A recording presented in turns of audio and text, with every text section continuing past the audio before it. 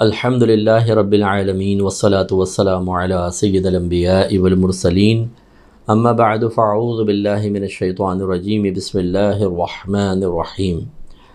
جتنے بھی مسلمان بھائی اور بہن پوری دنیا میں ہمارے اس پروگرام کو رمضان میں سن رہے ہیں، اولاً تو میں آپ سب کو رمضان المبارک کی آمد کی بے شمار مبارکباد پیش کرتا ہوں۔ اللہ تعالیٰ اس مہینے کو آپ کے لیے مزید بابرکت بنائے، عبادات پہ استقامت عطا فرمائے، اور اس کی برکت سے اللہ تعالیٰ آپ کی پریشانیاں اور ذہنی ٹینشنز کو دور کرے۔ اور ثانیاً ہر سال الفرقان اسکالرز اکیڈمی کے تحت قرآن پاک کی تفسیر کا اہتمام کیا جاتا ہے۔ جو کچھ تراویح میں پڑھا جاتا ہے اس کی تفسیر، اس کا خلاصہ کوشش ہوتی ہے کہ ذکر کریں، لیکن جیسے فرسٹ ڈے 100 سپارہ پڑھا جاتا ہے اور 100 سپارے کی تشریح ایک ہی وقت میں اور مخصوص وقت میں کرنا یہ بہت ہی مشکل ہے۔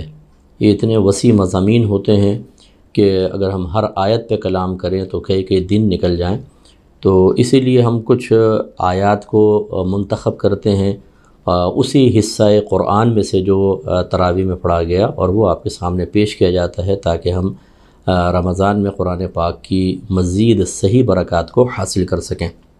تو ابتدا کرتے ہیں الحمد شریف سے۔ یہ ترتیب جمعی کے اعتبار سے پہلی صورت ہے۔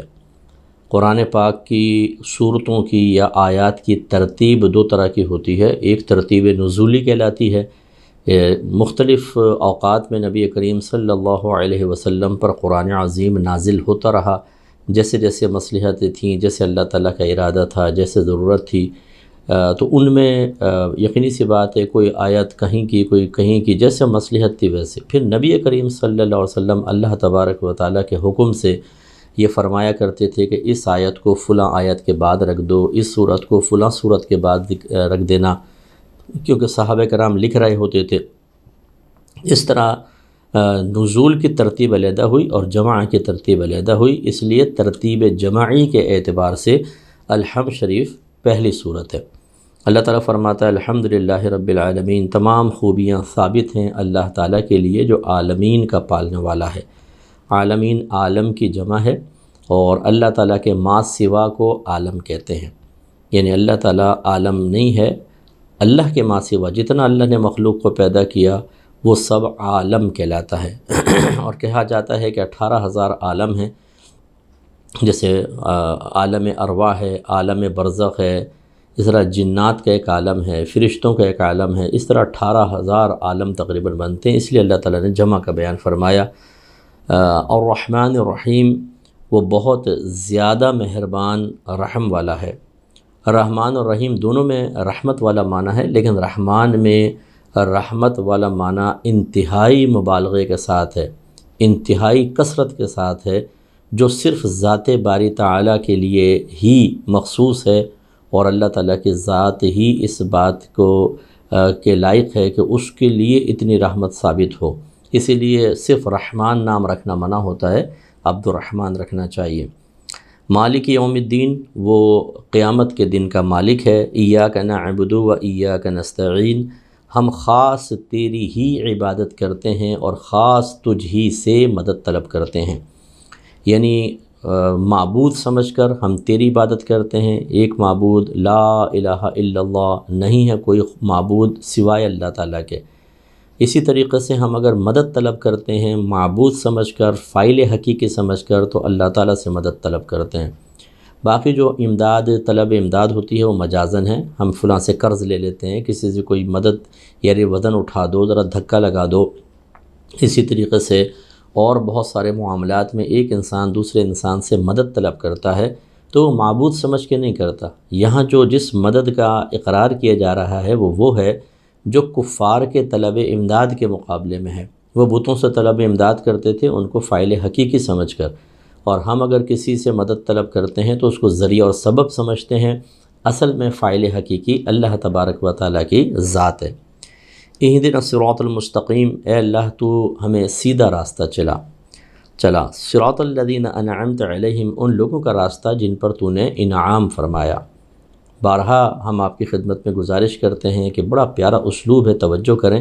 اللہ تبارک و تعالیٰ نے یہ نہیں فرمایا کہ دعا کرو کہ اللہ تعالیٰ ہمیں سیدھا راستہ چلا، وہ راستہ جو قرآن کا راستہ ہے، وہ راستہ جو حدیث کا راستہ ہے، نہیں، بلکہ فرمایا اللہ تعالیٰ اپنے انعام یافتہ بندوں کے راستے پر چلا۔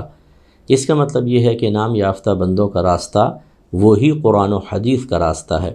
لہٰذا نبی کریم صلی اللہ علیہ وسلم سے لے کر آج تک جتنے ہمارے نبی ہیں، صحابہ ہیں، اجلہ تابعین ہیں، تبع تابعین ہیں، پھر مفتیان کرام، مجتہدین، علماء، جو ایسے لوگ جو رہنمائی کا فریضہ سر انجام دیتے ہیں، جن پر اللہ کا خصوصی انعام ہوا، وہ نیک، پرہیزگار، متقی، صاحب علم تھے، ان کے راستے پہ چلنے کے لیے ہمیں کہا جا رہا ہے۔ اور یہ بڑی پیاری بات ہے، اگر قرآن یا حدیث پہ چلنے کے لیے کہا جاتا تو ہر ایک قرآن و حدیث سے اپنے مطلب، اپنی سوچ، اپنی فکر کے مطابق استدلال کرتا اور وہ کہتا میں تو قرآن پہ چل رہا ہوں۔ ہمارے لیے معیار بنا دیا انعام یافتہ بندوں کو۔ لہٰذا میں تمام سننے والوں سے گزارش کرتا ہوں، خصوصاً جو ینگ جنریشن ہمیں سن رہی ہے، کہ ہمارے نوجوان کہتے ہیں کہ جی ہم آج کس کے پیچھے جائیں، اتنے لوگوں کی سوچیں بدل گئی ہیں، مختلف مکاتب فکر ہیں، اسکول آف تھاٹ ہیں، تو ہم ان کو عرض کرتے ہیں کہ آپ ان کے پیچھے چلیں جو اللہ تبارک و تعالیٰ کے انعام یافتہ بندے ہیں۔ تو 1500 سال میں جتنے ایسے بڑے علماء، اولیاء، مفتیان کرام، مجتہدین گزرے، ان کے پیچھے چلیں کہ وہ اللہ کے انعام یافتہ بندے ہیں، اور آپ یہ دیکھیں گے وہ سب کے سب اہل سنت سے ہیں، تو اہل سنت کے پیچھے چلنا ہی ذریعہ نجات ہے۔ غیر المغضوب علیہم ولا الضالین، نہ کہ ان لوگوں کے راستے پر جن پر غضب ہوا، اور نہ گمراہ ہونے والے۔ تو مغضوب میں یہود آتے ہیں، اور ضالین میں نصارہ آتے ہیں، عیسائی حضرات آتے ہیں کہ انہوں نے اپنی کتابوں کو چھوڑ دیا، ان میں تحریفات کر دیں، تبدیلیاں کر دیں، تو جو اصل کلام الہی تھا وہ باقی نہ رہا، اور بعد میں آنے والوں کو یہی نہ پتہ چلا کہ اس میں اللہ کا کلام کتنا ہے اور غیر اللہ کے کتنے کلام کی آمیزش ہے، لہذا گمراہی یقینی ہوئی۔ اس کے بعد اللہ تبارک و تعالیٰ نے آیت نمبر 30 میں مشہور واقعہ ہے جو ہم بارہا سنتے ہیں علماء کی زبانی، کہ اللہ تعالیٰ نے آدم علیہ السلام کو دنیا میں بھیجنے کا ارادہ فرمایا تو فرشتوں سے مشورہ کیا۔ اچھا، یہ مشورہ ایک تو ہوتا ہے کہ ہم کسی سے مشورہ لیتے ہیں کہ ہم کسی نتیجے پہ نہیں پہنچ پا رہے ہوتے، اس لیے مشورہ لیتے ہیں، یا ہم تذبذب کے عالم میں ہوتے ہیں، ہمیں خود انجام نہیں پتہ ہوتا، ہمیں تجربہ نہیں ہوتا، تو ہم کہتے ہیں مشورہ دو، مجھے تو اس کا تجربہ نہیں ہے، تم مشورہ دے دو۔ اور ایک مشورہ ہوتا ہے کسی کا امتحان لینے کے لیے، کیا مشورہ لیتے ہیں، ہمیں سب پتہ ہے کہ دیکھیں یہ کیا کہتا ہے۔ تو اللہ تبارک و تعالیٰ نے جو مشورہ لیا وہ اسی تیسری قسم کا تھا کہ اللہ تعالیٰ سب جانتا ہے، اس کو سب معلوم ہے، لیکن فرشتوں سے مشورہ طلب کیا، انہوں نے مشورہ دیا، تو اللہ تعالیٰ نے دلیل سے ثابت فرمایا کہ تمہارا مشورہ علم ناقص پر مشتمل ہے، میں وسعت علم والا ہوں۔ لہٰذا اس کا ترجمہ میں آپ کو عرض کرتا ہوں، اور یاد کیجئے کہ جب آپ کے رب نے ملائکہ سے فرمایا کہ بے شک میں بنانے والا ہوں زمین میں ایک خلیفہ، تو انہوں نے عرض کی کہ اے رب، کیا تو بنائے گا اس زمین میں، یا مقرر کرے گا اس زمین میں ان لوگوں کو جو اس میں فساد کریں گے اور خون بہائیں گے؟ حالانکہ ہم تیری تسبیح بیان کرتے ہیں تیری حمد کے ساتھ، اور تیری پاکی بیان کرتے ہیں۔ اللہ تعالیٰ نے ارشاد فرمایا کہ بے شک میں جانتا ہوں وہ جو تم نہیں جانتے۔ اور پھر اللہ تعالیٰ فرماتا ہے اور سکھا دیے اللہ تعالیٰ نے آدم کو تمام چیزوں کے نام، پھر پیش کیا ان تمام چیزوں کو فرشتوں کے سامنے، پھر فرمایا کہ خبر دو تم مجھے ان چیزوں کے ناموں کی اگر تم سچے ہو تو۔ انہوں نے عرض کی کہ پاکی ہے تجھے، ہمیں اتنا ہی علم ہے جتنا تو نے ہمیں عطا فرمایا، بے شک تو علیم ہے، حکیم ہے۔ یعنی وہ عاجز آ گئے، ان کو تمام چیزوں کے بارے میں نہیں پتہ تھا۔ پھر اللہ تعالیٰ نے آدم علیہ السلام سے فرمایا کہ اے آدم، خبر دیجئے آپ انہیں ان چیزوں کے ناموں کی۔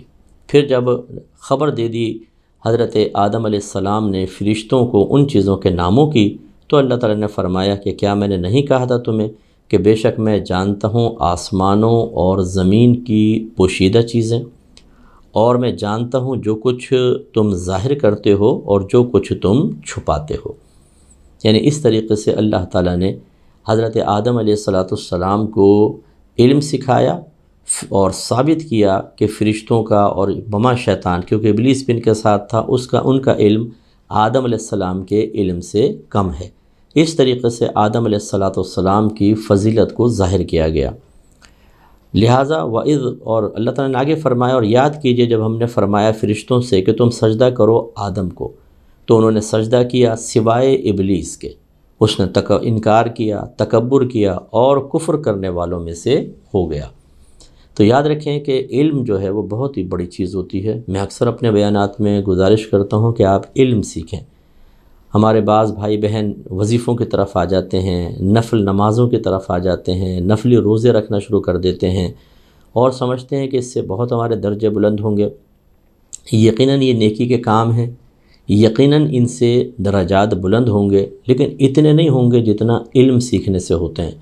جب آپ علم سیکھتے ہیں، آپ صاحب علم بن جاتے ہیں، تو آپ کا مقام و مرتبہ عام لوگوں سے بلند و بالا ہو جاتا ہے، آپ کی سوچ اور فکر نکھر جاتی ہے، آپ کی قوت فیصلہ مضبوط ہوتی ہے، آپ بے شمار گناہوں سے بچ جاتے ہیں اور علم کی برکت سے بے شمار فضیلتیں حاصل کر لیتے ہیں۔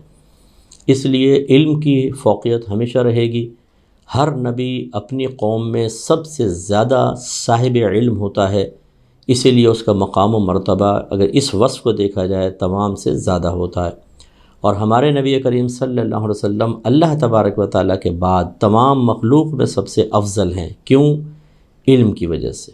علماء کرام نے ارشاد فرمایا کہ اگر ایک چڑیا ایک سمندر میں اپنی چونچ ڈالے اور باہر نکالے اور اس کی چونچ سے ایک قطرہ گرے، تو نبی کریم صلی اللہ علیہ وسلم کے علم کی مثال ایسی ہے جیسے یہ سمندر، اور تمام مخلوق کے علم کی مثال ایسی ہے جیسے اس چڑیا کی چونچ سے گرنے والا قطرہ۔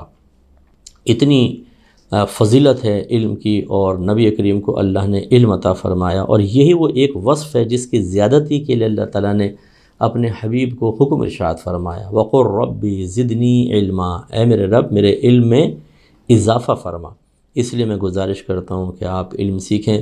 دوسری بات یہ ہے کہ صاحب علم اور جاہل یہ کبھی برابر نہیں ہو سکتے۔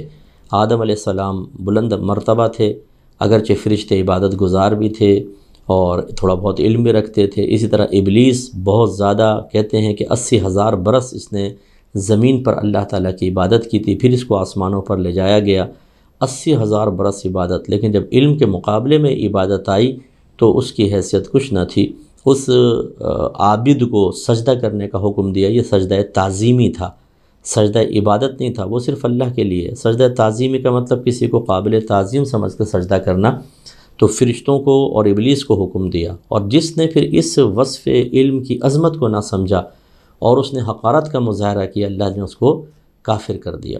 تو اس لیے میں اپنے بھائی بہنوں سے گزارش کرتا ہوں کہ علماء کی تعظیم کیا کریں، جو علماء حقہ ہیں، صحیح العقیدہ علماء، باعمل علماء، متقی علماء، جو اپنے علم کے مطابق عمل بھی کرتے ہیں اور واقعی ان کے پاس علم بھی ہے، صرف ڈگری نہیں ہے، ایسے اگر علماء آپ کو مل جاتے ہیں تو ان کی تعظیم کریں، ادب کریں، احترام کریں اور ان کی توہین سے بچیں۔ اس لیے کہ علماء نے واضح طور پر لکھا کہ اگر کوئی کسی عالم کی توہین اس کے علم کی وجہ سے کرے وہ کافر ہو جائے گا، اور علم کی وجہ سے نہ کرے، ویسے ہی کوئی اپنے ذاتی معاملات ہیں اس بنا پر اس عالم کی توہین کرتا ہے تو سخت گناہ کبیرہ ہے۔ اس لیے علماء کی تعظیم کریں، خصوصاً جو ہمارے بہن بھائی باہر کے ملکوں میں رہتے ہیں۔ ہر ایک ایسا نہیں ہوتا، میں بارہا اس کی وضاحت کرتا ہوں، لیکن بہت سے ایسے بھی ہوتے ہیں کہ جو باہر کے ملکوں میں جا کر وہاں کی رہائش، وہاں کی نیشنلٹی اور وہاں کی آسائشوں کی بنا پر، اور پھر جب وہ پاکستان یا ہندوستان آتے ہیں تو یہاں کے لوگوں کو مروب ہوتا دیکھ کر کے ان کی تعظیم کرتے ہیں، سہمے ہوئے ہوتے ہیں، ڈرتے ہوئے ہوتے ہیں، قابل رشک نگاہوں سے دیکھ رہے ہوتے ہیں، ان کے دل میں ایک تکبر اور بڑا پن سا پیدا ہو جاتا ہے، اور یہ تکبر اور غرور بعض اوقات کسی کے مقام، مرتبے اور منصب کو تسلیم کرنے سے اور حق کو قبول کرنے سے روک دیتا ہے۔ لہٰذا باہر کے ملکوں میں ہم نے بہت دفعہ یہ دیکھا کہ مسجد کے امام صاحب اگر عالم دین ہیں، مفتی بھی ہیں، لیکن جو کمیٹی کے ارکان ہیں یا بعض نمازی حضرات ہوں گے، فریڈم آف اسپیچ ہے، تو وہ ان کو بےعزت کرتے ہیں، ذلیل کرتے ہیں اور ان کے ساتھ حقیرانہ لہجے میں گفتگو کرتے ہیں۔ یاد رکھیں یہ آپ کے ایمان کو تباہ کر سکتا ہے۔ ایسے جب اس قسم کے لوگوں کو کوئی بات سمجھائی جائے، بولتے ہیں بھئی ہم نہیں مانتے، میری سوچ یہ ہے، میں یہ کہتا ہوں، یعنی باہر کے ملک میں جا کر گویا کہ ہر چیز آ گئی۔ کبھی ڈاکٹر کے سامنے جا کر یہ کہا ہے کہ میں آپ کی بات نہیں مانتا ہوں، میرا ذہن یہ کہتا ہے، آپ یہ دوا سجیسٹ کر رہے ہیں، نہیں میں تو یہ کروں گا۔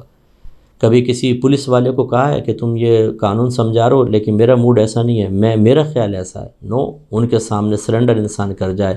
لیکن جب دین کا معاملہ آئے تو علماء کو، اہل علم کو، جن کے بارے میں نبی کریم صلی اللہ علیہ وسلم ارشاد فرمائیں کہ العلماء ورثۃ الانبیاء، علماء نبیوں کے وارث ہیں، ان کے ساتھ ایسا لہجہ، ایسا حقارت والا معاملہ تو پھر یہ بہت خطرناک ہے۔ اور ایسے اگر آپ نے طرز عمل اختیار کر کے رکھے تو آپ کے بچوں کا بھی نقصان ہے کہ ان میں یہ بھی چیز سرایت کرے گی اور ایمان کئیوں کا برباد ہو سکتا ہے۔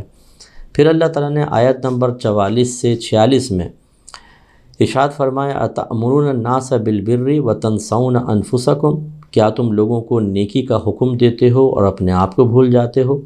وانتم تتلون الکتاب، حالانکہ تم کتاب کو پڑھتے ہو، افلا تعقلون، تو کیا تمہیں عقل نہیں ہے؟ ویسے تو یہ اہل کتاب کے بارے میں نازل ہوئی ہے کہ وہ لوگوں کو تو نیکیوں کا کہتے تھے اور خود حق قبول کرنے سے دور رہتے تھے، حالانکہ قرآن، ان کے جو آسمانی کتابیں تھیں، ان میں نبی کریم صلی اللہ علیہ وسلم کی وہ نشانیاں بیان کر دی گئی تھیں کہ جن کے روشنی میں انہوں نے پہچان لیا تھا کہ یہ آخری نبی ہیں، لیکن وہ پھر بھی ایمان لے کر نہیں آئے، تو ان کے بارے میں اللہ تعالیٰ ارشاد فرما رہا ہے۔ لیکن یہ ہوتا ایسا ہی ہے کہ قرآن پاک کی بعض آیات کا نزول خاص ہوتا ہے، حکم عام ہوتا ہے۔ اس کا مطلب یہ ہے کہ وہ خاص لوگوں کے لیے نازل ہوتی ہے، لیکن قیامت تک کہ باقی لوگ بھی اس سے استفادہ کر سکتے ہیں اور احکام ان کی طرف بھی متوجہ ہوتے ہیں۔ لہذا یاد رکھیے کہ اگر فرض، واجب اور سنت موقدہ، اسی طرح ان کا جسٹ اپوزٹ حرام، مکروہ تحریمی اور اساءت، سنت موقدہ کا ترک کو اساءت کہا جاتا ہے، ان میں تو یہی معاملہ ہے کہ ہم اگر لوگوں کو فرض کی تعلیم دیں، حرام سے روکیں اور خود اس میں مبتلا ہوں تو ہم قابل گرفت ہوں گے۔ لیکن اس سے نچلا جو درجہ ہوتا ہے، یعنی مستحب ہے اور سنت غیر موقدہ، اس میں ہمیں اختیار ہوتا ہے کہ اگر ہم اس کی تبلیغ کر بھی رہے ہیں اور خود اس پر عمل نہ کریں کوئی مسئلہ نہیں ہے، لیکن جہاں پر ہمارے خود عمل میں سختی ہے، جو میں نے اوپر بیان کیا، ان سب کے اندر یہی حکم ہوگا۔ لہٰذا بعض اوقات ایسا ہوتا ہے، اب جیسے میں ایک دفعہ گیا، میں نے ایک مسجد میں درود پاک کی ایک فضیلت بیان کی جو 1000 بار درود پاک پڑھنے کے اوپر مشتمل تھی، تو ایک وہ مسجد کے کوئی عہدیدار تھے، انہوں نے مجھے روک لیا، یہ بہت پہلے کی بات میں عرض کر رہا ہوں، جب میں عالم بھی نہیں تھا۔ انہوں نے کہا یہ بتائیے آپ خود اس 1000 دفعہ پڑھتے ہیں؟ میں نے کہا نہیں۔ تو کہا کہ پھر آپ کیوں بیان کرتے ہیں جو خود عمل نہیں کر رہے آپ؟ تو یہ خرابی ہوتی ہے کہ یہ یاد رکھیں، جو مستحب ہوتا ہے یا سنت غیر موقدہ، اس کی آپ تبلیغ کر سکتے ہیں، چاہے آپ عمل نہ کریں، آپ کی گرفت نہیں ہوگی۔ فرض، واجب، سنت موقدہ کی آپ تبلیغ کر سکتے ہیں لیکن خود عمل نہیں کیا تو قابل گرفت ہوں گے۔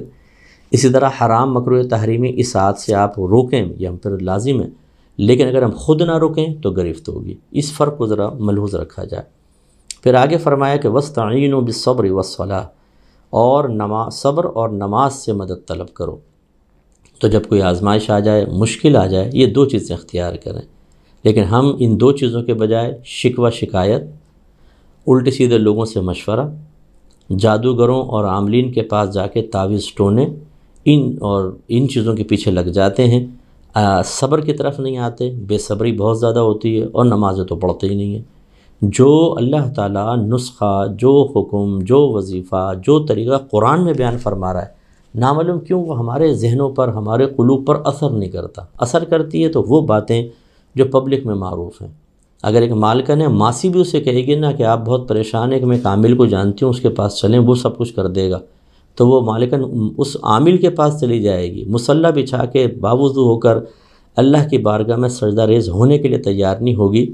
ہمیں اپنے ایمان کی فکر کرنی چاہیے۔ پھر اللہ نے نماز کے بارے میں فرمایا وَإِنَّهَا لَكَبِيرَةٌ إِلَّا عَلَى الْخَاشِعِينَ، اور یہ بے شک یہ نماز ضرور بھاری ہے مگر خاشعین پر۔ اب اس کا مطلب یہ تو یہ ہے کہ جو خشوع و خضوع کرنے والے ہیں وہی نماز کی اہمیت کو سمجھتے ہیں، تو ان کے لیے نماز کی ادائیگی بہت ہی بھاری ایک بوجھ ہوتا ہے کہ ہم اللہ کی بارگاہ میں کھڑے ہیں، تو ایک خوف ہوتا ہے۔ اور یہ مطلب ہے اس کا کہ نماز بھاری ہے عام لوگوں پر، سوائے خشوع و خضوع کرنے والے پر، اللہ کا خوف رکھنے والے، ان کے لیے نماز میں کوئی مسئلہ نہیں، انہیں بڑی آسان محسوس ہوتی ہے۔ تو عام لوگ خود ہی غور کر لیں، بہت سارے ہمارے بھائی بہن ایسے ہوں گے، اذان ہو رہی ہے، پانی موجود ہے، لیکن اتنی سستی، کون اٹھے وضو کرے نماز پڑھے؟ بہت سے نوجوان مسجد کے قریب کھڑے ہوئے باتیں کر رہے ہوتے ہیں، اذان ہو رہی ہے، سامنے سے نمازی گزر کے مسجد میں جا رہے ہیں، لیکن انہیں توفیق نہیں ہوتی کہ مسجد کے اندر چلے جائیں اور جا کے اللہ کی بارگاہ میں سجدہ ریز ہوں۔ ابھی ایک دوست کہہ دینا کہ آؤ یار فلاں جگہ وہ فلم ایکٹر آیا ہوا ہے، آجا فلم دکھا دوں، آجا ذرا کرکٹ کھیلتے ہیں، تو یوں بھاگیں گے تیر کی طرح، لیکن اللہ کی بارگاہ میں سجدہ ریز ہونے کے لیے ہم لوگ تیار نہیں ہوتے۔ تو یہ اللہ نے بالکل صحیح بیان فرمایا۔ اور خشوع خضوع کرنے والے کون ہیں؟ فرمایا الذین یظنون انہم ملاقو ربہم وانہم الیہ راجعون، وہ جو یقین رکھتے ہیں کہ بے شک وہ اپنے رب سے ملنے والے ہیں اور بے شک وہ اسی کی طرف لوٹنے والے ہیں۔ یعنی آخرت پر کامل جس کو یقین ہوگا نا، اس کے لیے نماز بہت ہلکی ہے، اور جس کو جو زبانی تو کہے ہاں آخرت ہے، مرنا ہے، اللہ کی بارگاہ میں پہنچنا ہے، لیکن یقین کامل نہیں ہے، وہ کبھی عبادات کی طرف نہیں آئے گا۔ اس لیے یقین کو کامل کرنے کی ضرورت ہے۔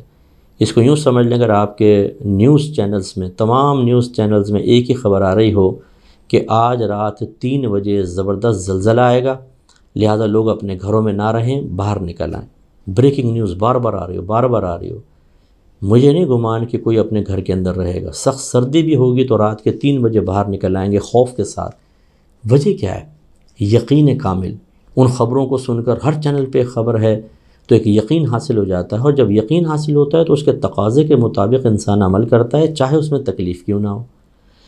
اگر ہمیں آخرت کے بارے میں کامل یقین ہوتا تو ہم بھی اس کے تقاضے کے مطابق عمل کرتے، چاہے کتنی تکلیف کیوں نہ ہو، لیکن ایسا نہیں ہوتا، ہم نمازیں نہیں پڑھتے۔ آخرت کا جس کو یقین ہوگا نمازیں پڑھے گا، روزہ رکھے گا، زکوٰۃ دے گا، اگر حج یعنی پیسہ ہے تو زکوٰۃ دے گا، حج کرے گا، گناہوں سے بچے گا، حقوق العباد پورے کرے گا، علم دین سیکھے گا تاکہ ان چیزوں کی معرفت حاصل ہو، تاکہ وہ آخرت کو بہتر بنا سکے۔ لیکن جب ہمیں کامل یقین نہیں ہے تو پھر ہم ان چیزوں کی طرف متوجہ نہیں ہوتے اور ان چیزوں کی مشقت اٹھانے کے لیے تیار نہیں ہوتے۔ اس لیے یقین کو کامل کریں گے تو انشاءاللہ برکت حاصل ہوگی، ورنہ آخرت میں تباہی ہی تباہی ہے۔ اس کے بعد اللہ تبارک و تعالیٰ نے 102 نمبر آیت میں، یہ سورہ بقرہ چل رہی ہے، 102 نمبر آیت میں جادو ٹونے کے بارے میں کچھ کلام ارشاد فرمایا، جس کا پس منظر یہ ہے کہ سلیمان علیہ السلام کے زمانے میں لوگ جادو بہت زیادہ کرتے تھے، ان کے پاس کتابیں تھیں جس میں منتر الٹے سیدھے گندے لکھے ہوئے تھے۔ تو سلیمان علیہ السلام نے اللہ کے حکم سے تمام کتابوں کو قبضے میں کیا اور اس کو ختم کرنے کی کوشش فرمائی، اور ان کتابوں کو دفنا دیا زمین میں، اور اس کے اوپر اپنی کرسی رکھ کر آپ بیٹھتے تھے اور آپ خطاب فرماتے تھے، لوگوں سے باتیں کرتے تھے۔ جب آپ کا وصال ہوا تو شیطان نے اس زمانے کے لوگوں کو کے قلب میں ڈالا کہ کیا میں تمہیں وہ چیز نہ بتاؤں کہ سلیمان علیہ السلام کی حکومت کس وجہ سے تھی؟ تو وہ سوچنے لگے کیسے تھی، تو دل میں خیال ڈالا کہ ان کی کرسی کے نیچے کی زمین کھودو، تمہیں چیز ملے گی۔ وہ کتابوں سے سلیمان علیہ السلام نے حکومت کی ہے۔ اب وہ کھودا تو وہ کتابیں مل گئیں، اور پھر وہ جادو ٹونا عام ہو گیا، اور لوگوں نے یہ گمان کیا اس زمانے کے کہ شاید سلیمان علیہ السلام جادو کیا کرتے تھے۔ پھر یہ سلسلہ چلتا آیا حتیٰ کہ نبی کریم صلی اللہ علیہ وسلم کے دور کے جو یہود تھے وہ بھی وہ منتر، جادو ٹونے، اور ان کے ہاں بھی بعض میں معروف تھا کہ سلیمان علیہ السلام کی حکومت انہی جادو ٹونے اور منتروں کے اوپر مشتمل تھی اور ٹکی ہوئی تھی۔ تو اللہ تعالیٰ نے یہ آیات نازل فرمائیں۔ اچھا، جو اس زمانے میں جادو تھا وہ 2 طرح کا تھا۔ ایک کلمات کفر و شرک پر مشتمل تھا، یہ تو کفر تھا، جو اختیار کرے وہ کافر۔ دوسرا وہ تھا جو کفریات پر تو مشتمل نہیں تھا لیکن ضرر والا تھا، میاں بیوی میں جدائی کروا دینا، کسی کو تباہ کرنے کی کوشش کرنا، اس طرح کا تھا۔ تو اس کو دونوں کو منع فرمایا۔ آج بھی یہ دونوں منع ہیں، لیکن اگر کوئی کلمات کفر و شرک والا منتر پڑے گا یا دیگر کام کرے گا تو وہ دار اسلام سے خارج ہو جائے گا۔ تو اللہ نے فرمایا کہ وَاتَّبَعُوا مَا تَتْلُو الشَّيَاطِينُ عَلَى مُلْكِ سُلَيْمَانَ، اور بنی اسرائیل نے پیروی کی اس کی جس کو پڑھتے تھے شیاطین سلیمان کی سلطنت میں، یعنی ان منتروں کی انہوں نے پیروی کی۔ وما کفر سلیمان، سلیمان نے کفر نہیں کیا، یعنی وہ جادو ٹونے میں ملوث نہیں تھے، یہ غلط کہہ رہے ہیں۔ وَلَكِنَّ الشَّيَاطِينَ كَفَرُوا، اور لیکن شیاطین نے کفر کیا۔ یعلمون الناس السحر، وہ لوگوں کو جادو سکھاتے تھے، وما انزل، اور وہ بھی کہ جو نازل کیا گیا علی الملکین، دو فرشتوں پر، ببابل، بابل میں، ہاروت و ماروت، یعنی ہاروت اور ماروت دو فرشتوں پر۔ تو اللہ تعالیٰ نے بطور آزمائش دو فرشتے نازل کیے تھے، اور یہ لوگوں کو وہ چیز سکھاتے تھے جو کفر نہیں تھی، لیکن اس میں ضرر کا پہلو بھی تھا۔ تو یہ اللہ کی طرف سے ایک بطور آزمائش تھی، اللہ کا حکم تھا کہ یہ سکھا دیے جائیں اور سمجھایا جائے کہ اس کو صرف پازیٹیو یوز کر سکتے ہو، نیگیٹو نہیں کر سکتے۔ تو یوں آگے اللہ نے بیان فرمایا کہ وما یعلمان من احد، اور یہ دونوں نہیں سکھاتے تھے کسی ایک کو، حتی یقولا، یہاں تک کہ کہہ دیتے تھے کہ انما نحن فتنۃ، کہ محض ہم تو ایک آزمائش ہیں، فلا تکفر، تو تم کفر نہ کرنا۔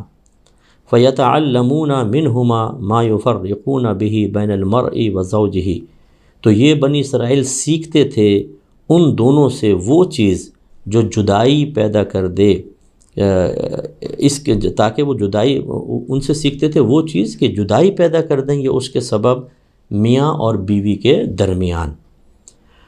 تو یہ ایسی چیز، اب لیکن دیکھیں اس کا سیکھنا جو کفریات میں سے نہیں تھا، سیکھنا تو جائز تھا، کیونکہ اللہ کی طرف سے ہاروت اور ماروت کو اجازت دی گئی تھی، لیکن اس کا استعمال نیگیٹو یہ منع تھا۔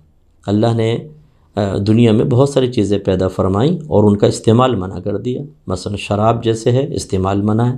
تو پیدا ہونا کسی چیز کا یہ برا نہیں ہوتا، اس کا استعمال جائز یا ناجائز، استعمال اصل تو قابل توجہ چیز ہے۔ لیکن اب یہ ہماری بہنیں ذرا خاص طور پر، ہمارے بھائی اس عقیدے کو سمجھیں۔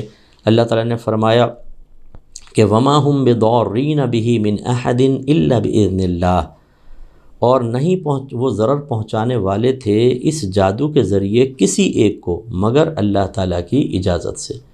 تو بس یہ اچھی طریقے سے سمجھ لیجئے کہ جادو ٹونا حق ہے، ہم اس کا انکار نہیں کرتے، جادو ٹونا لوگ کرتے بھی ہیں، لیکن کیا جادو ٹونا سے ہر ایک اپنی مرضی کے مطابق رزلٹ حاصل کر لیتا ہے؟ ایسا بالکل نہیں ہوتا، کوئی گھبرانے کی ضرورت نہیں۔ اللہ تعالیٰ چاہے گا تو کوئی آزمائش آپ کی طرف متوجہ ہوگی، ورنہ کوئی آزمائش متوجہ نہیں ہو سکتی ہے، یہی اللہ تعالیٰ نے بیان فرمایا۔ اور اچھی طرح یاد رکھیں کہ بعض اوقات جادو ٹونا اور اللہ کا فیصلہ ازلی میں موافقت پیدا ہو جاتی ہے۔ اصل میں کام اللہ تعالیٰ کی طرف سے ہوتا ہے، آزمائش اللہ کی طرف سے ہوتی ہے، ہم اس کی طرف منسوب کر دیتے ہیں۔ اس کو یوں سمجھ لیں کہ اللہ تعالیٰ نے ارادہ فرمایا کہ ایک شخص کی شادی 30 سال سے پہلے نہیں ہوگی، اور وہ 20-22 سال سے کوشش کر رہا ہے شادی بیاہ کے لیے، رشتے نہیں لگ رہے، اور ایک آدمی نے جادو کروا دیا اسی شخص کے اوپر کہ اس کا نکاح ہی نہ ہو۔ اب وہ جو رشتہ آ رہا ہے ریجیکٹ ہو رہا ہے، جو رشتہ آ رہا ہے ریجیکٹ ہو رہا ہے۔ تو یہ جادو ٹونا کرانے والا خوش ہوتا ہے کہ شاید میں نے اس کا رشتہ روک دیا۔ ارے بھائی، آپ بندش نہیں کر سکتے، وہ تو اللہ تبارک و تعالیٰ کا فیصلہ ازلی ہے کہ 30 سال تک اس کی شادی نہ ہو، اور یہی وجہ ہے کہ جب 30 سال ہوئے مثلاً فوراً شادی ہو جاتی ہے۔ پھر کہاں گے تمہارا جادو ٹونا؟ اگر جادو ٹونے اتنے ہی اثر انداز ہوتے کہ اللہ کی مرضی ہو یا نہ ہو اثر کریں، تو میں آپ سے پوچھتا ہوں کہ کوئی آپ کو بیمار کیوں کرے گا؟ جو دشمن ہے وہ آپ کو مارے گا کیوں نہیں؟ آپ کی ٹانگیں کیوں نہیں توڑے گا؟ آپ کو اندھا کیوں نہیں کرے گا؟ تو یوں ہم نہیں سوچتے کہ یار اگر کسی نے کروانا ہی ہے تو ہمیں تو تباہ کرے گا۔ یہ کیا گلاس ٹوٹ گیا، آج بیٹی کا رشتہ نہیں ہوا، آج بیٹا انٹرویو میں فیل ہو گیا، جی جادو کروایا ہے، بھائی وہ کیوں مروائی نہیں دے گا؟ تو اس لیے ان چیزوں کی طرف متوجہ ضرور ہوں آپ، پروٹیکشن کے لیے عمل کرنے میں بھی حرج نہیں، لیکن اس کو اپنے حواسوں پر مسلط نہ کریں، یہ چیز ٹھیک نہیں ہوتی ہے۔ اس کے بعد اللہ تبارک و تعالیٰ نے آیت نمبر 114-115 میں بہت ہی پیاری بات بیان فرمائی ہے جو مسجد سے متعلق ہے۔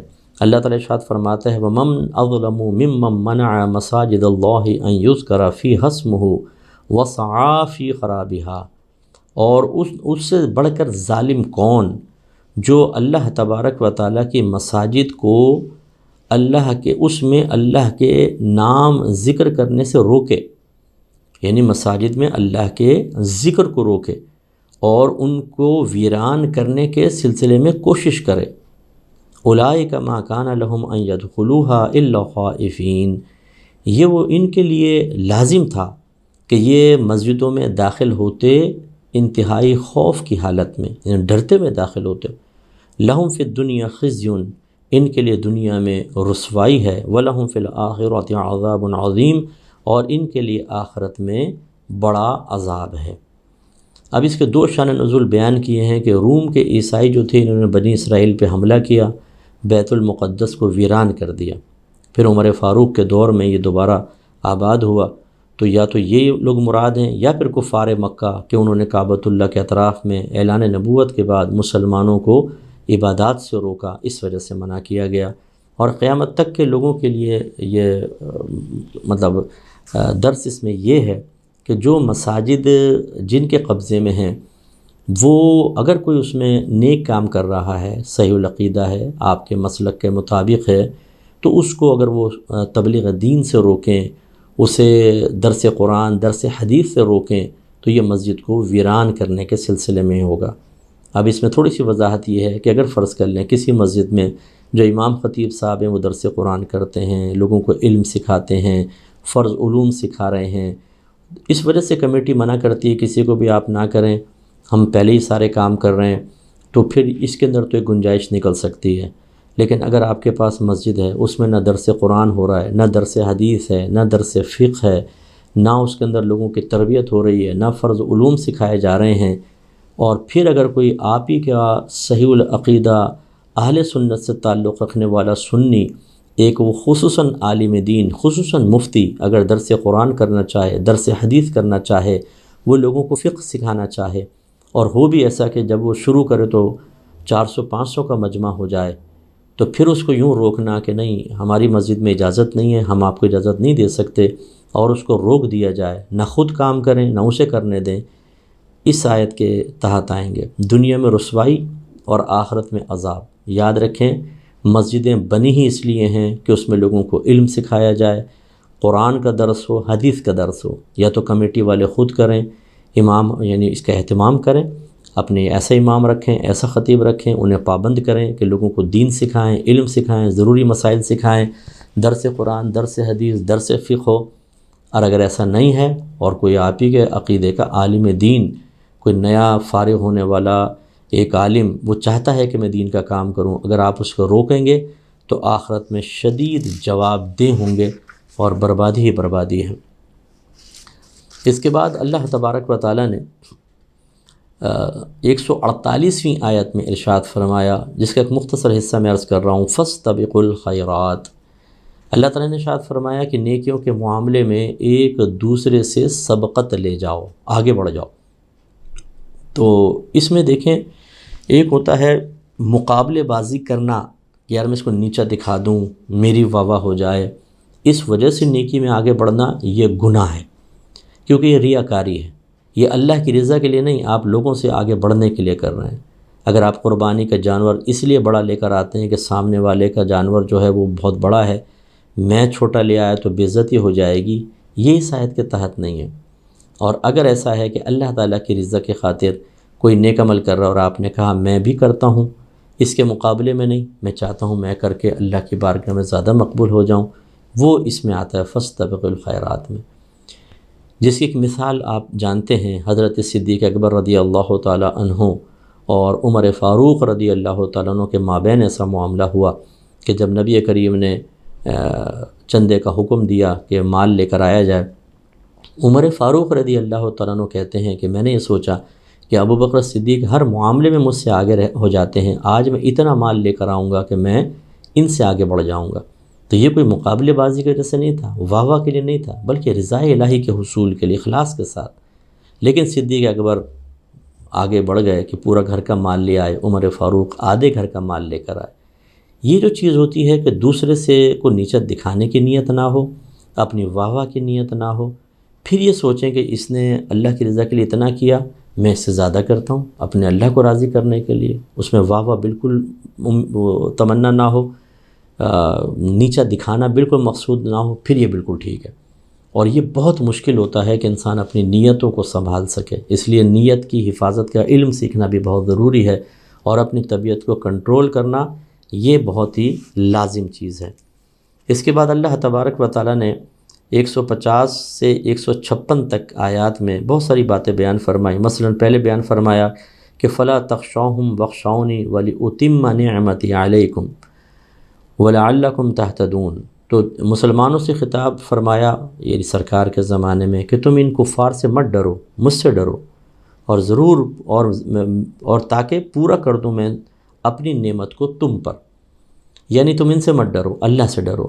حالانکہ مسلمان قلیل تعداد میں تھے، ان کے پاس اسلحہ زیادہ، طاقت زیادہ، لیکن اللہ تعالیٰ فرماتے ہیں ان سے مت ڈرو، مجھ سے ڈرو، میں اپنی نعمت کو تم پر تمام کر دوں گا۔ اس لیے ہمیشہ یاد رکھیے کہ احتیاط اختیار کرنا، حکمت اختیار کرنا بہت اچھی چیز ہے، لیکن بزدلی بہت بری چیز ہے۔ ان دونوں میں فرق ہوتا ہے، بزدل انسان میں اور حکمت اختیار کرنے میں فرق ہے۔ نبی کریم صلی اللہ علیہ وسلم 13 سالہ مکی زندگی میں صحابہ کرام کو منع کرتے رہے کہ اپنے اسلام کو ظاہر نہ کرو۔ یہ بزدلی نہیں تھی، یہ حکمت تھی۔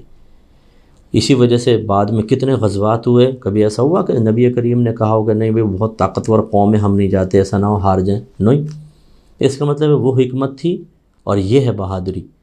تو اس میں فرق بہت ضروری ہے۔ بعض اوقات اس میں فرق نہیں کر پاتے ہم لوگ، یا ہماری گورنمنٹ کوئی فیصلے کر رہی ہوتی ہے اس کے بارے میں ہم سمجھ نہیں پاتے ہیں، اس کو سمجھنا چاہیے۔ آگے اللہ تعالیٰ ارشاد فرماتا ہے کہ فَاذْكُرُونِي أَذْكُرْكُمْ، تم مجھے یاد کرو میں تمہیں یاد کروں گا، وَاشْكُرُوا لِي، اور میرا شکر ادا کرو، وَلَا تَكْفُرُونَ، اور میری ناشکری مت کرو۔ چونکہ یہ حکم ہے اس لیے یاد رکھیں کہ اللہ کی نعمتوں کا شکر ادا کرنا لازم ہے، اور شکر نعمت یہ ہے کہ اللہ تعالیٰ کی تمام نعمتوں کو اس کی فرما برداری میں خرچ کیا جائے، نافرمانی سے روکا جائے۔ یا ایھا الذین آمنوا استعینوا بالصبر والصلاۃ، یہ پہلے بھی مضمون گزر چکا، اے ایمان والو صبر اور نماز سے مدد طلب کرو، ان اللہ مع الصابرین، بے شک اللہ تعالیٰ صبر کرنے والوں کے ساتھ ہے۔ صبر کا مطلب ہوتا ہے کہ آدمی اپنے آپ کو روکے، اللہ کی طرف سے آزمائش آئے تو شکوہ شکایت سے روکے، اس کی رضا پر راضی رہے۔ مخلوق کی طرف سے آزمائش آئے تو انتقام نہ لے، بدلہ نہ لے، روکے اپنے آپ کو، اللہ کی رضا کے لیے روک لے، اس کو صبر کہتے ہیں۔ ایسے عبادات کو لگاتار ادا کرنا، یہ عبادات پہ صبر کہلاتا ہے۔ گناہوں کو چھوڑنا، یہ گناہوں کے پرہیز پر صبر کہلاتا ہے۔ تو یہ صبر کی تمام اقسام کو حاصل کرنا چاہیے، تو اللہ تعالیٰ کی رحمت ہمہ وقت ہمارے ساتھ ہوگی۔ اس کے بعد آیت نمبر 168 سے 170 میں اللہ تعالیٰ نے ارشاد فرمایا، یا ایھا الناس کلوا مما فی الارض حلالا طیبا، اے لوگو کھاؤ تم ان چیزوں میں سے جو زمین میں ہیں پاکیزہ حلال، یعنی پاک بھی ہوں حلال بھی ہوں۔ بعض چیزیں پاک ہوتی ہیں لیکن کھانا حلال نہیں ہوتا، حرام ہوتا ہے، جیسے مٹی، سیمنٹ ہے تو پاک، ناپاک تو نہیں ہے، لیکن کھانا حلال نہیں ہے، وہ تو کھائیں گے تو کاٹ دے گی تو حرام ہے۔ جو چیز ہمیں نقصان دے اس کا کھانا حرام ہوتا ہے۔ تو اس کا مطلب ہے کہ دو چیزیں ہمیں ہر چیز کے اندر دیکھنی چاہیے، دو صفات، کہ یہ حلال ہے اور پاک ہے، تب ہم اس کو کھا سکتے ہیں، اور اس کے لیے تھوڑا سا علم چاہیے ہوتا ہے۔ مثلا سی فوڈ کے اندر مچھلی حلال ہے، باقی فقہ حنفی کی روشنی میں باقی تمام حرام ہیں۔ کیکڑا، اگر کوئی جیسے دمے کے مریض ہیں، ڈاکٹرز نے سجسٹ کیا ہے کہ اس کا سوپ پئیں تو وہ ایک الگ چیز ہوتی ہے، ورنہ باقی سب منع ہوں گے۔ ایسی حشرات الارض میں سب چیزیں منع ہیں، سب حرام ہیں، سوائے ٹڈی کے۔ یہ جو ٹڈی دل آتی ہے نا فصلوں کے اوپر، اس کا کھانا جائز ہے، نبی کریم نے اس کی اجازت مرحمت فرمائی، باقی سب منع۔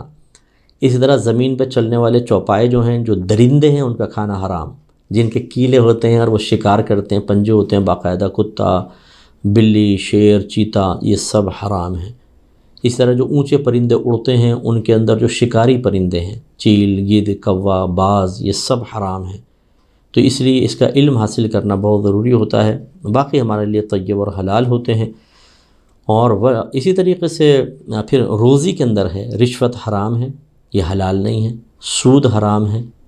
تو یہ جو آپ اگر کوئی آمدنی کے ذرائع مقرر کرتے ہیں تو کوشش کیجئے کہ ان کو اچھی طریقے سے پہلے کسی عالم دین سے اس کے بارے میں رائے لے لیں کہ یہ جو میں طریقہ اختیار کر رہا ہوں یہ جائز ہے کہ ناجائز ہے، یہ بہت ضروری ہے، پھر اس کو اختیار کریں۔ وَلَا تَتَّبِعُوا خُطُوَاتِ الشَّيْطَانِ، اور شیطان کی پیروی نہ کرو، إِنَّهُ لَكُمْ عَدُوٌّ مُّبِينٌ، بے شک وہ تمہارا کھلا دشمن ہے۔ إِنَّمَا يَأْمُرُكُمْ بِالسُّوءِ وَالْفَحْشَاءِ، اور محض وہ حکم دے گا تمہیں برائی کا اور فحاشی کا، گندگی، عریانیت، وَأَن تَقُولُوا عَلَى اللَّهِ مَا لَا تَعْلَمُونَ، اور اس بات کا حکم دے گا کہ تم اللہ پر اس بات کو منسوب کر دو جو اللہ نے ارشاد ہی نہیں فرمائی، یعنی جس کو تم نہیں جانتے وہ بھی اللہ پر منسوب کر دو۔ بات وہی ہے کہ جس کو جو اللہ نے بیان نہیں فرمایا آپ کہتے ہیں یہ اللہ کا فرمان ہے۔ تو اس لیے سمجھیے کہ شیطان جو ہے ہمارا پکا دشمن ہے، جب اللہ نے فرما دیا تو دشمن ہے، اور ہم اپنے دشمن کی بات مانتے ہیں۔ وہ کہتا ہے بدنگاہی کرو، ہم دیکھتے ہیں، وہ کہتا ہے گندہ سوچو، ہم سوچتے ہیں، وہ بولتا ہے گندہ سنو، گندہ بولو، اپنے ستر کو غلط مقام پہ استعمال کرو، غلط چیز چھوؤ، غلط طریقے سے کماؤ، غلط مقامات پر خرچ کرو، غلط قسم کے لوگوں کی صحبت میں رہو، گندے لوگوں سے دوستیاں کرو، ہم سب اس کی باتیں مان رہے ہیں۔ اللہ تو منع فرما رہا ہے، ہم مان رہے ہیں، حالانکہ اللہ نے واضح فرمایا وہ برائی اور فحاشی کا حکم دیتا ہے۔ تو کیا ہم برائی اور فحاشی کی طرف نہیں ہیں؟ تمام ہمارے بہن بھائی غور کریں، اپنے بچوں کے بارے میں غور کریں، انہیں فحاشی سے روکیں، برائی سے روکیں کہ یہ شیطان کا راستہ ہے اور یہ تباہی کا راستہ ہے۔ اور اسی طریقے سے یہ پوسٹیں آج کل یہ اللہ نے فرمایا، اللہ نے فرمایا، اللہ فرماتا ہے، یہ اس طرح بہت ساری پوسٹیں بنا کے عام کر دی گئی ہیں، حالانکہ نہ قرآن میں ہے نہ کسی حدیث قدسی کے اندر ہے، اپنے پاس سے بنا کر۔ تو یہ بھی شیطانی کام ہوتا ہے جس کو اللہ نے منع فرمایا۔ وَإِذَا قِيلَ لَهُمُ اتَّبِعُوا مَا أَنزَلَ اللَّهُ قَالُوا بَلْ نَتَّبِعُ مَا أَلْفَيْنَا عَلَيْهِ آبَاءَنَا، اور جب ان کفار سے کہا جائے کہ تم اس کی پیروی کرو جو اللہ تبارک و تعالی نے نازل فرمایا، یعنی قرآن یا اپنے حبیب کے ذریعے جو حدیثیں بیان فرمائیں، تو وہ کہتے ہیں کہ نہیں، بلکہ ہم تو اس کی پیروی کریں گے جس پر ہم نے اپنے آباء و اجداد کو پایا۔ اللہ تعالیٰ فرماتا ہے اَوَلَوْ كَانَ آبَاؤُهُمْ لَا يَعْقِلُونَ شَيْئًا، اگرچہ ان کے آباء و اجداد کچھ بھی نہیں جانتے تھے، انہیں عقل ہی نہیں تھی، وَلَا يَهْتَدُونَ، اور وہ ہدایت یافتہ بھی نہیں تھے۔ تو یہ ایک بنیادی اصول ہے، میں اپنے تمام دیکھنے والے بہن بھائیوں کو گزارش کرتا ہوں ذرا اس پہ توجہ کریں کہ یاد رکھیں آپ کے گھر میں بھی بہت سارے عقائد ہیں، نظریات ہیں، معمولات ہیں، خدا را اس کی دلیل یہ مت دیں کہ ہمارے بڑے ایسا کرتے آئے ہیں۔ ہو سکتا ہے کہ آپ کے بڑے صحیح نہ کرتے ہوں، ان کے سے غلطیاں ہوئی ہوں، اس لیے کوشش کیجئے کہ آپ ہر چیز کو ایک دفعہ چیک کروا لیں، کسی اچھے عالم دین، اچھے مفتی صاحب کو دکھائیں۔ ہمارا یہ عقیدہ ہے، میں خاص طور پہ اہل سنت اپنے سنی بھائی بہنوں سے گزارش کر رہا ہوں کہ ہمارے گھروں میں بہت ساری خرافات داخل ہو گئی ہیں، ہم بہت سی چیزوں کو سمجھ نہیں پاتے ہیں، وہ غلط چیزیں ہوتی ہیں۔ تو جب آپ معلوم کر لیں گے تو نکھر جائے گی چیز، غلط عقیدہ ختم کریں، خرافات معمولات کے اندر خرابیاں ختم کریں، مزارات پہ حاضر ہونا جائز ہے لیکن جو خرافات ہیں انہیں ختم کریں۔ یہ تب ہوگا جب ہم علم دین سیکھیں گے۔ ضروری نہیں کہ ہمارے بڑے جو کرتے آئے تھے بیچارے بالکل صاحب علم تھے، انہوں نے ہر چیز کو نکھار کے سنوار کے اختیار کیا، خرابیاں پاسبل ہیں۔ اور اسی کے جواب میں اور اسی کے تناظر میں بلکہ یوں کہنا چاہیے کہ اگر کوئی ہمیں عالم دین سمجھا رہا ہو کہ یہ غلط ہے تو خدا را اس سے ناراض نہ ہو، یہ نہ سوچیں، یہ نہ کہیں کہ جی ہم نے تو اپنے بڑوں کو ایسا کرتے ہوئے دیکھا، یہ ہمارا مسلمانوں کا طریقہ نہیں ہے، یہ کفار کا طریقہ ہے۔ ایک اگر سلجھا ہوا عالم دین آپ کو سمجھا رہا ہے تو اس کی بات کو سننا اور سمجھنا بہت ہی ضروری ہے۔ تو آج کا درس یہیں تک رکھتے ہیں، کوشش کیجئے کہ جو باتیں عرض کیں آپ بھی عمل کریں، میں بھی اس پر عمل کروں، اللہ تعالی ہمیں عمل کی توفیق عطا فرمائے، آمین۔ وآخر دعوانا ان الحمدللہ رب العالمین۔ مختصر دعا کر لیتے ہیں، بسم اللہ الرحمن الرحیم، الحمدللہ رب العالمین والصلاة والسلام علی سید الانبیاء والمرسلین، یا ارحم الراحمین یا ارحم الراحمین یا ارحم الراحمین۔ اے مالک مولا، ہم سب کا اس درس قرآن میں شرکت کرنا اپنی بارگاہ میں قبول و منظور فرما لے۔